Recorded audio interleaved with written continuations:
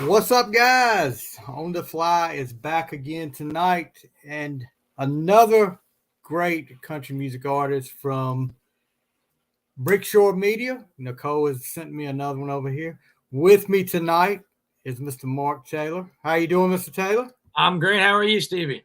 I'm doing okay. It's been a we're coming on a little late. I've had some technical difficulties and trying to get that knocked out, but he's been patient with me. I appreciate it. Uh, so born in Richmond, Virginia. Yes, sir. Yeah, I'm a North Carolina guy, so I'm probably about an hour and a half south of Richmond, right off 95. And you were Sure. raised in Maryland? Yes, sir. Raised in a little city of Baltimore, Maryland. Okay. And then Now, down growing up, what kind of music was Mark Taylor listening to? Yeah, I grew up listening to really old Eagles records. My grandfather used to put jukeboxes in different stores for his business. Okay.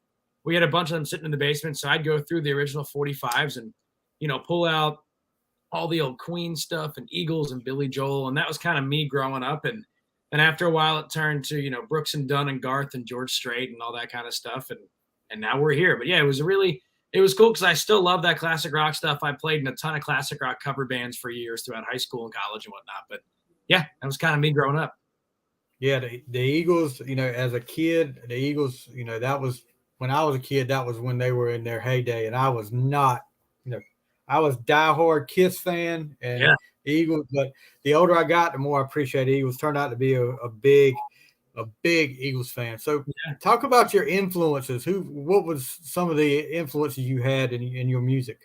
Yeah, I would say, and especially if y'all have heard some of this new stuff we've been putting out, which shameless plug, go check out my new single, Dust Off That Dirt. We were really shooting for kind of that 90s country sound. Because that's the stuff that I think that's the bread and butter of country music with, like I said before, that Garth, Brooks and Dunn, George Strait. And a lot of the folks I'm writing with now have written songs for those acts. And like, that for me is what that real kind of country music sound is. So I'm trying to emulate that as much as I can. But yeah, I would say anything with the steel guitar from the 90s is something we're looking at right now to kind of go off of for the influences.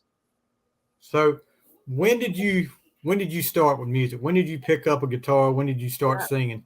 Yeah, my dad actually grew up playing music as well. So from the time I was 2, I had a little nonsense guitar in my hand, strumming random chords and not knowing what the heck I was doing. And then by the time I was 6 or 7, I was starting to sub and with his band a little bit, his classic rock cover band that he had when we were growing up. And then by the time I was 13, I started playing my own shows. You can call them that. I played for $50 for 4 hours once a week to start when I was. Oh, wow. It just that ain't a bad little hustle there. No, it was great. And $50 back then was $1 million. So, I mean, it was, it was unbelievable. The guitars were bigger than me. The PA system was bigger than me, but got to go do it and got to cut my teeth for, 8 or 9 years doing all that stuff. And now I'm here. So when did you know, okay, this is what I want to do. This is what I want to make that commitment. Yeah. It's kind of a funny story because I swore off being the artist and the writer forever. I did not want anything to do with actually, seriously doing this because, I graduated from Wake Forest. I was considering law school. I wanted to do something on the business side of it. My degree is in communications and entrepreneurship. So I really wanted to kind of do something like that. And then, COVID happened and I started writing a bunch and I unfortunately got bit by the bug. Not unfortunately, but I got bit by the bug in college and I had a song do okay. I wrote a song for an artist named Amy Stewart who had that big song Knock on Wood in 1979. And I had her single for a very long time. It's still, I guess, her single right now. She hasn't put out stuff since. But that was a single. And I ended up, having my first cut in college. And I remember saying, we'll give it a year. We'll try. And a year will be June 6th. And I'm still bit by the bug and I ain't going nowhere anytime soon. So it's I would say about sophomore, junior year of college, I was like, we'll give this a shot and kind of see what happens. So we've got a comment coming in. Kelsey Parker, she's in with all these Brickshore artists. She's always in here. And she said, did Mark say Maryland? And she said, that's where I'm from. That's awesome. Yeah. Raised in Maryland. It's Kelsey, we appreciate you coming in. All right. So you talked a little bit about, getting bit by the bug. All right. Now, actually, how hard was it for you to actually make that jump? I mean, you're already in college. So, being away from home, not a problem. No, I mean, but making that jump to Nashville, how hard was it for you? I mean, honestly, I knew a couple people down here. What made it easier, and I told myself, if you're going to do this, you got to go full and all in and hold nothing back. And so, don't tell my parents, but I would go and skip school all the time, and I'd come to Nashville and write songs. So, I mean, it was from the time that I had that cut, I had already been coming here for a couple months and really kind of writing and getting the really bad songs out of the way. But through that, just meeting so many people. I've lived in Nashville for about a year now, but I've been writing here for like 3 years. So I make these trips every once in a while, and it was probably every 2 weeks I'd come down here for 4 or 5 days and just write as many songs as I possibly could to figure out what in the world I wanted to do, if I want to do the artist thing, the writer thing, whatever. But yeah, it's not easy. I mean, coming down here, I knew 2 people, maybe 3 people, and after that, you spend a bunch of time down here, you meet the same folks, you start to get around town a little bit. But no, I mean, it's anything that's worthwhile is not going to be easy. And I'm not saying it was easy, but you got to throw yourself all in 100%. And that definitely helped a lot. So Nicole and Jim are with us tonight. So I make sure, Nicole, that I knew it was you this time. Last time when she was talking, I said, Nicole never comes in here. She's like, I was in there the whole time. It was Jim and Nicole. I didn't know that. Songwriting. Yeah. Seems to come pretty natural to you. And I will tell you this, there is people that do different things that I've got the utmost respect for. Songwriting is one of them, because I wrote one song, and I'm not going to go tell you that whole story. And it was it was good. And I had a country music friend tell me, because it was for my wife for our anniversary. Sure. And I had a country music friend tell me, it's great. Don't change a thing. If you can give me 10 more of these, you'd have a great country music album. So my head just went, oh, I can do this. Yeah, no, I haven't done one since. So yeah, do what? That and 1,000. I mean, I haven't tried. That's because I haven't tried another one. But, one for one, brother. Come on, you're one for one. So tell us about, writing that first song, and talk about that process, because I know everybody's got a different process, but how hard is it for you? Because it seems like evidently not too hard for you to crank out songs. I'll tell you what, there's an awesome quote from Ed Sheeran, and it's somewhere on one of my walls in this room, but he talks a lot about, in this interview, about songwriting. It was the same question. Someone asked him that, and he said, songwriting's a lot like when you turn on the water after you've been away for like 10 days on vacation. Right. You come back, and the first, 10, 20 seconds of the water is like brown, and it's disgusting. You don't want to drink it. It's dirty. You don't want to touch it. After that, the water's clean again. You're good to go. That's what songwriting is. You got to get the first, and it's a 10,000 hour town, right? You got to put in your 10,000 hours for everything. And I'm nowhere near, so I'm not exactly a professional here, but it's once you get those first 200, 300, 400 songs out of the way that are horrible, and you're singing about random crap, and you don't know what you're trying to say, by the 410th song, it's like, okay, maybe this could, you just got to get it out of the way, because, Nashville, while there is a formula to it, you got to be new and fresh. And you can take, a lot of the songs on country radio today that are killing it right now, there's sort of a formula there. Or you can take a song like The House That Built Me, which is the example I always use for songwriting, the best song ever. And that song, it's twisting words a certain way, right? I've never heard, other than that song, The House That Built Me, right? It's a totally different way of spinning those words. So you have to get comfortable with wordplay and understand how Nashville writes, because it's very different. I've written in LA, I've written in New York, I've written in Nashville. And writing in pop in different genres is very different compared to how country does it. Country's a very, you take an afternoon, you get lunch, you take some breaks. Everybody usually gets an even percentage. You hang out, everybody's contributing, and that's how it goes. LA, New York, pop writes a little bit more different. You might get 5% for this, you might get 7% for this, stuff like that. So you have to really be ingrained in the scene for a couple of years to, in my opinion, get the songwriting together. Yeah. You said 410. I was like, well, geez, 410. Do you remember the first song you ever wrote? Oh God, no. That's what I say. You said get the bad ones out first. So, I didn't know if there was an extremely bad one that you could remember. Oh, you can look through my catalog now. And that's what's the funny part is, like, if you can, the old saying in Nashville, if you can remember the song you wrote today, you're not writing enough songs. There's so many in the catalog now that I could not tell you how many songs I wrote or what they were called last week or how they went. I have no idea. But and they could be great, they could be horrible. I have no idea. And the thing is, though, I take probably once a month, I go back and revisit everything, and then I'm like, wow, that was horrible. Okay, that one's actually got some legs to stand on, and things surprise you. I usually don't look at songs inside of a week since I wrote them. That's just a personal thing because I am a horrible judge of things with inside a week. If it can stand the test of time for a week with all the other songs I'm writing and hearing all day long, then I know it's probably a half decent song. And then hopefully some artist thinks the same if they want to cut it. Yeah. So Kelsey's made another comment. She said, I know Mark Taylor. He's friends with Molly Lovett, the one who has those pretty hoop earrings on those beautiful ears of hers. Yes. We had Molly on a while back. Molly is great. Molly is great. Yeah. Talk a little bit about what it felt like for you recording for the first time. Oh, it was incredible. It was. I can't imagine. Cool.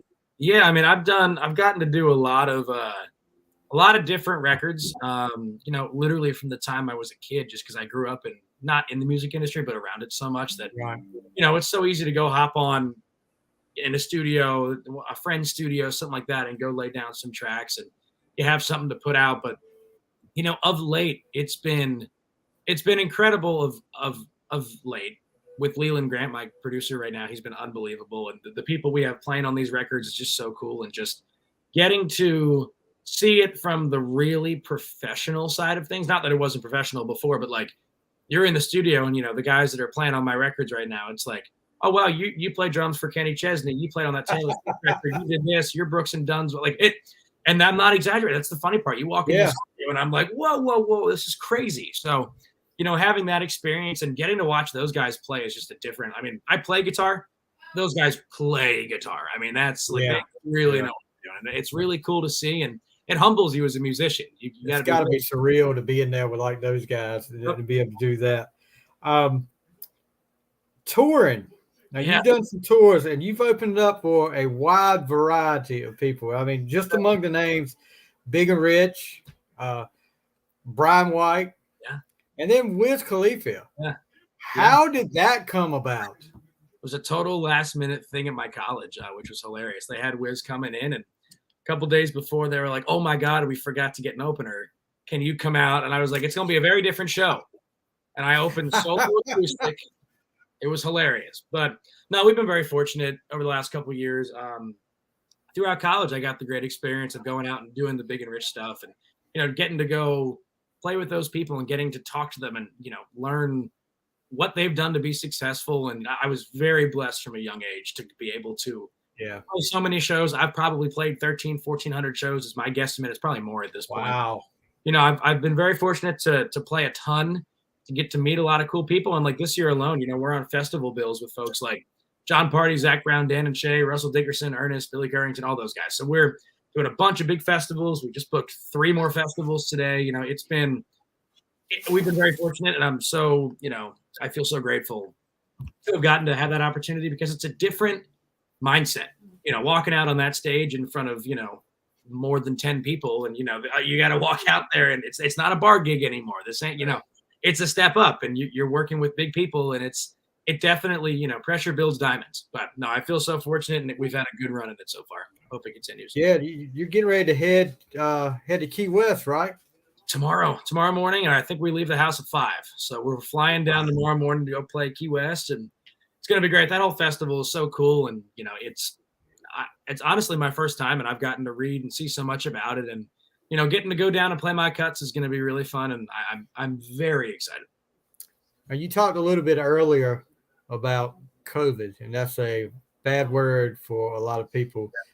How did that affect you? How did that slow your progress down when COVID came along? Yeah, obviously we couldn't play live very much. I mean, rarely was I able to put a guitar on my hand outside of my house, which was horrible.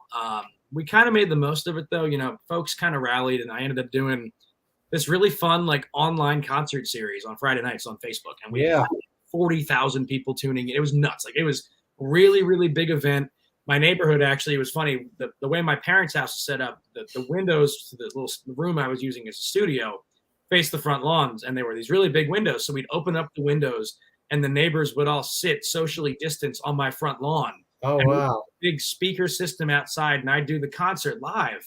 But we'd have, sometimes 20,000 people at a time sitting right there watching from Facebook, and then we'd have another 50 or 60 scattered across the entire neighborhood lawns, and everyone pull up a car and they'd tune in. It was awesome. So it was really great. It was honestly, I hate to say that it was a good time, but it was a good time for me to reset and figure out what I wanted to do. Because I Right. did take some internships in college that I probably would not have otherwise. I got to meet people virtually. I got to really learn how to write songs, because I truly believe that if I didn't, have that time to force myself to write music, I probably would not be where I am today. So, Yeah. it was definitely a horrible time, especially for live shows. And, we lost a lot of people, and it sucked. But, it was a good time for the music industry to kind of figure out what in the world we were actually doing with our lives. Yeah, a lot of artists, even the bigger artists, did like what you did like a concert series Yep.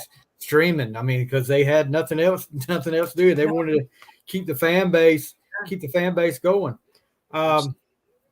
So you graduate from Wake Forest with honors. Yes, sir. Now, Wake Forest, I'm down here in the ACC country too. You're a ACC basketball fan? Yeah, I am. Oh, yeah. So Demon Deeks, I'm sure you can't go against your alma mater. Tell me Carolina or Duke. Which Don't one? say that. Don't say that four-letter word around me. Okay. Yeah. Then we're good. Okay. Yeah, I'm a Carolina fan. I've been a Carolina fan for a while, since I was a kid. Yeah. But yeah, I can deal. Wake Forest has had some awesome players come through there. Tim Duncan. Chris Paul. It's probably one of the best players they've ever had, and I've got nothing but respect for Duncan just because he stayed there all 4 years. And, I mean, what a difference that made. You don't see that a lot in college sports these days, but they had Wake Forest hadn't had that success they used to be having, but maybe they're on the uprise. Carolina sure didn't have it this year. What a choke they did. So let's talk about. First of all, I listened to a lot of your stuff. Buzz on the Boat, but there was one that stood out for me too. And we're going to talk about Dust Off That Dirt, but No More. Cool. No More was one that really stood out. And I was listening to it, and my daughter, because she's 19, sure, and she knows more about today's country than I do. I'm listening to more of it because of her now. But I said, if you had to ask, does he sound like? And she's like, well, I would say Hunter Hayes. Wow, thank you. Yes, she said Hunter Hayes, and I was like, well, I'm gonna have to start listening to Hunter Hayes to see if you're right. But yeah, so No More was one that stood out for me. Let's talk about it just came out. Dust Off That Dirt just came out. Yeah, it did. Talk about how that come about. How you got Dust Off That Dirt. Yeah. So ironically, remember when I talked about skipping college? So that was one of those days. It was a Monday, and I remember that because I had an exam on Tuesday morning at 8 a.m.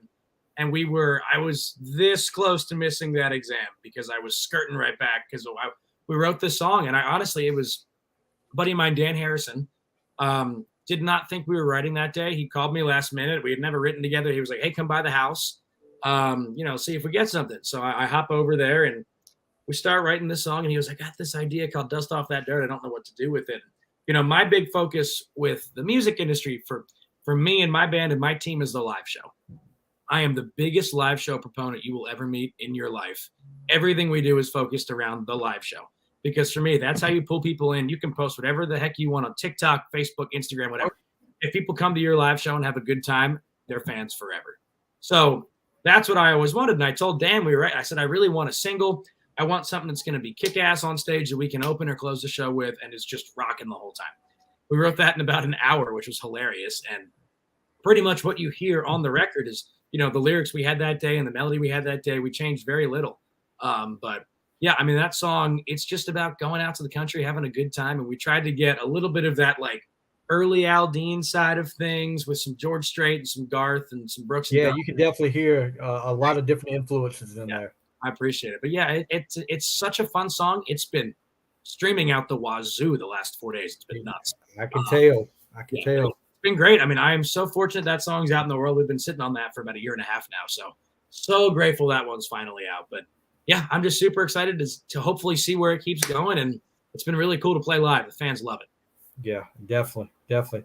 So I know you've got places to go. You got something somewhere to go. But so we're not going to keep you as long as we usually keep a lot of people because I've got, and this is what we do with all our musicians and artists that we bring on here. There's some quick hitting questions I'm going to ask you. So get this. You graduated with honors from Wake Forest. You ought to be able to handle this. That's what the paper says. We'll see what happens. All right. Favorite album? Oh, Desperado, Eagles. Yeah, I like this guy. Favorite artist or group? Garth Brooks. Garth Brooks. First, okay, Coke or Pepsi? Coke. Wow. Well, it's funny because Pepsi was a Wake company, so there actually certain rooms that did. I swear to God, this is totally real. Certain rooms at Wake are not allowed to serve Coca-Cola and Coke product because Wake was founded or Pepsi was founded at Wake. So it was hilarious. Yeah, there were certain places where I had to get used to Pepsi, but Coke all the way. Sorry, so you probably got it shoved down your throat. Uh-huh. First gig you played? It was a place called the Delaney Swim Club. I played 4 hours for 10 people for $50 when I was 13. Wow. Yep. First CD? First CD, I stole my grandmother's Alan Jackson CD in 2004 from her car, and I kept it. I still have it. Yep, Alan Jackson. You're just getting in more trouble all the time in here, talking about skipping classes and stealing CDs. I cause a lot of trouble, I'll tell you that much. Favorite sport? Basketball. ACC. First concert you went to? It was Hall & Oates in 2012. We sat in the 8th row, and my dad made me leave early because traffic was horrible. So I missed Rich Girl at the end, which I'm still pissed about to this day. I still give him crap for that. Yeah, I love some Hall & Oates. Some Hall & Oates. See, Eagles, Hall & Oates. I mean, gosh knows, dude. You're like really retro. My daughter's the same way. Favorite TV show? Modern Family. I can deal with that. There you go. Favorite meal? Oh, good old burger and fries. Come on now. That's nothing beats that. Favorite song? Favorite song ever is probably The Dance from Garth. Okay. Pineapple on pizza? No, hell no. Favorite movie? I don't watch a lot of movies, so people give me crap about that. It's probably Anchorman or some Will Ferrell movie. Will Ferrell, yeah. You can't go wrong with Will Ferrell. No. All right, this is a guilty pleasure. Something that's in your playlist or something that people will be shocked. Probably wouldn't think you would. So I came up doing a lot of theater throughout high school and stuff like that. And that was part of what got me into Wake was the music connection. And, so I still listen to a lot of Broadway tunes from my time kind of growing up. I've been in big shows, from different stages. I've gotten to sing with symphony orchestras. I've been in jazz bands, pop bands, rock bands. I was a Frank Sinatra impersonator. So kind of the whole run of things. So my playlist looked nuts, but probably Broadway stuff is the guilty pleasure. I still have to go back and listen to that old stuff. All right. Last one here. Okay. If you could collaborate, with any artist, living or dead, who would it be? Brooks and Dunn. Easy. Okay. Would love it. So if Ronnie and Kicks are listening, would love to do it. All right. Maybe they usually listen. So, I'm sure they're on here. There you go. So let's talk a little bit about where they can find you. Absolutely. Social media, marktaylorcountry.com. I'm sure all the social media outlets. Talk a little bit about where they can find you and where they can find Dust Off That Dirt. Absolutely. Well, for social media and the website, I'll make it real easy at Mark Taylor Country. If you like the Google, type me in on the Google, Mark Taylor Country. You'll find way more information than you ever want to know about a 23-year-old singer. So go on there, find me there, Instagram, Facebook, TikTok, Twitter, all that good stuff. If you want to hear my brand new single, Dust Off That Dirt, I would love you forever if you gave it a stream. You can go on Spotify, Apple Music. A few radio stations have been picking it up, which has been really cool. It's been amazing. But yeah, Amazon, wherever you get your stuff. This is my wife. How you doing? How you doing? Nice to meet you. Nice to meet you. Heard y'all talking. Wanted to step in and say, what's up? Yeah, absolutely.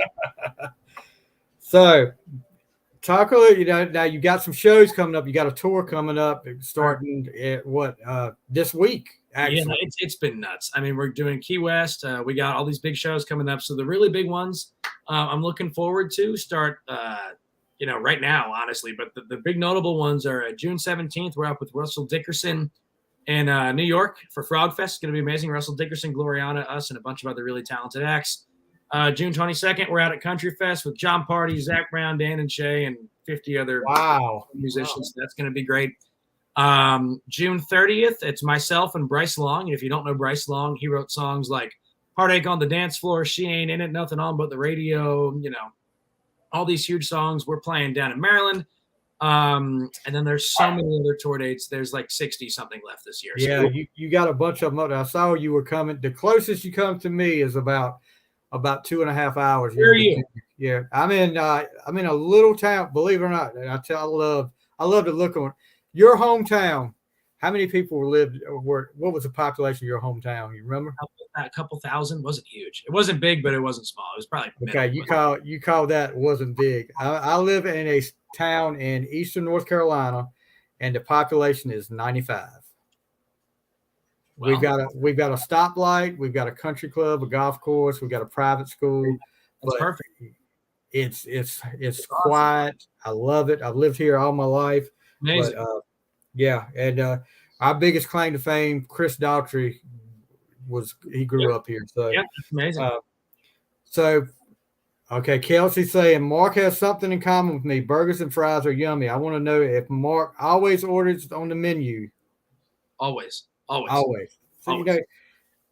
I used to get a lot of crap about going to these big steakhouses, and I would order a burger at a steakhouse. People were like, "You're crazy." Your bill looks a little bit better, right, than everybody else's. Exactly. That's another good thing about it.